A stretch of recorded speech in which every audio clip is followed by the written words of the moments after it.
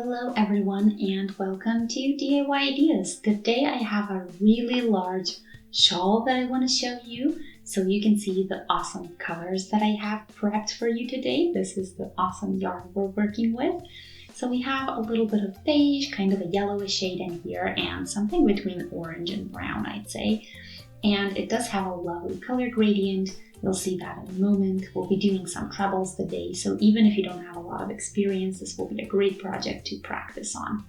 Stay tuned!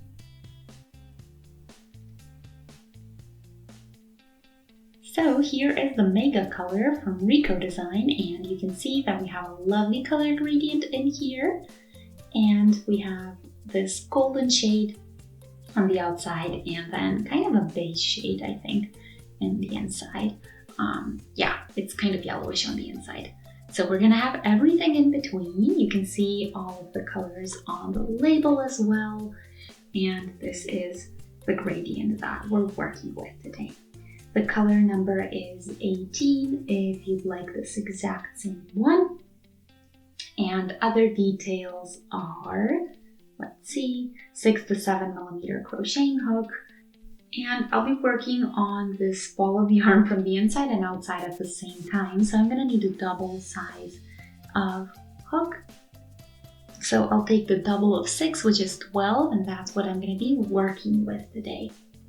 And yeah, we have 100 grams, 250 meters, 80% acrylic, 20% wool. And we can take the label off and get started. So we need the beginning thread from the inside and the outside. But before we get there, you can see that we have multiple threads kind of spun together. And the cool thing is the color changes one thread at a time. So that's why we get a really subtle color gradient.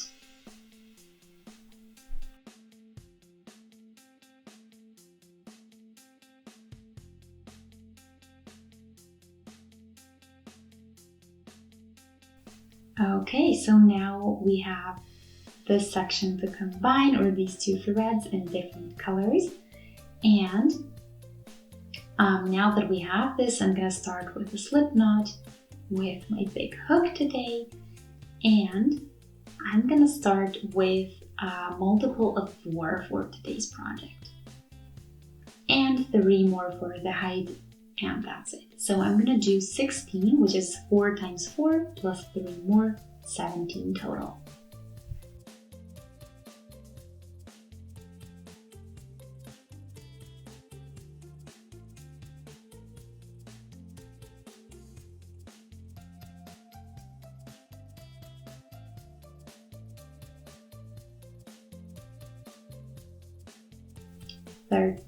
This is what we have. 14. Okay, then 15, 16, and 17. So we're gonna have a really nice width today. We're skipping the first 3, those are for the height. And then we're gonna do a treble into the 4th chain from the hook.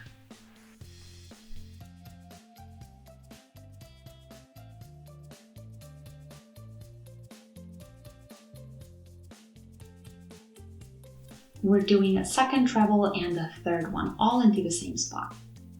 Then we're gonna do a chain, and then we're gonna do 2 more trebles in here.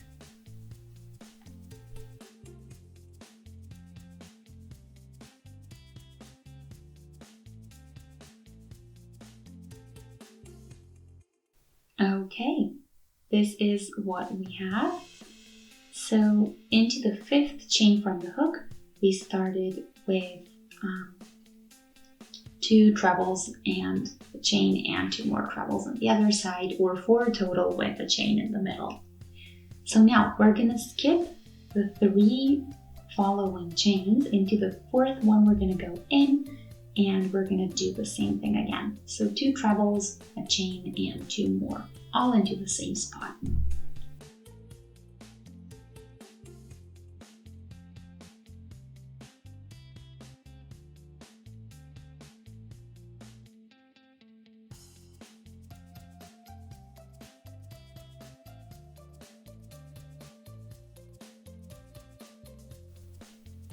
Okay, that's the last treble, all into the same chain. and you can see how big this gets. And it's really cool because as soon as you pull on it a little bit, it all falls in place. Anyway, let's continue. 3 chains we skip, into the 4th one we go in. Again, 2 trebles, chain, and another 2 trebles.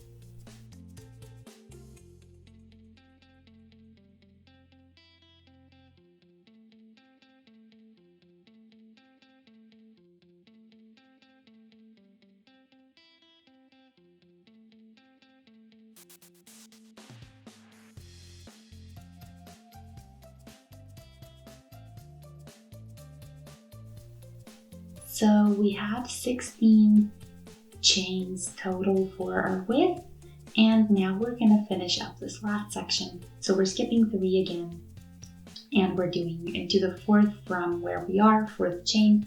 We're doing the same thing, 2 trebles, chain, and 2 trebles.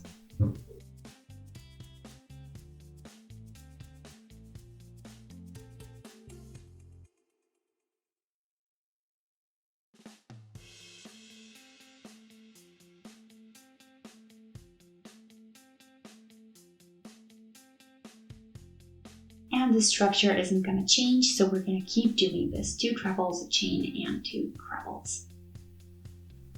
Okay, there we go. You can see what we have here. And now to end, we have 2 more chains on the bottom here. So we're going to do singular, or just 1 treble, in other words, a singular treble in the very last chain, just to make sure we have a nice and even edge. And that's our first row. You can see how lovely and big it is already due to our big hook and the double thread. Anyway, 3 chains for the height. We can turn and start with row number 2. So now we're gonna be working in the middle of every one of these elements, so always go around the chain that's between the trebles of the last row and repeat the same thing. So we're doing 2 trebles, chain, and 2 more trebles.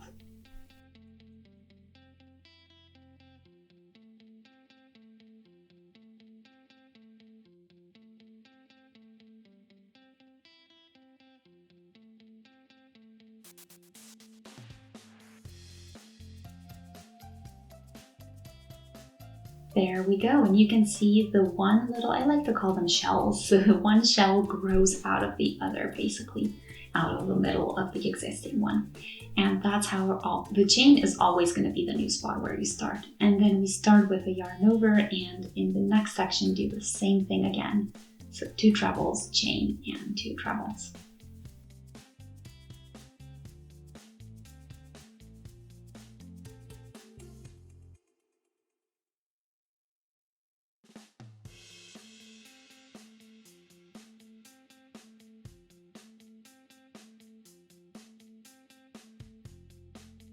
And the next section,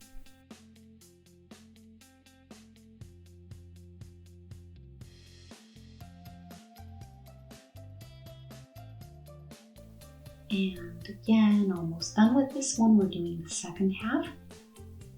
So 2 more trebles, there we go, and then yarn over and the last one.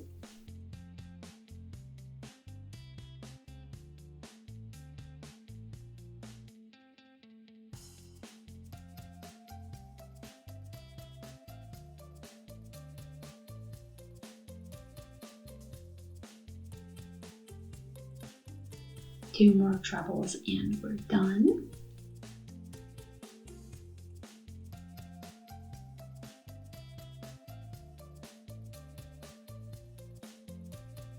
And this is what we have. So now we just need to finish up this row by doing 1 treble into the very end. So that's actually around the chains we started the last row with.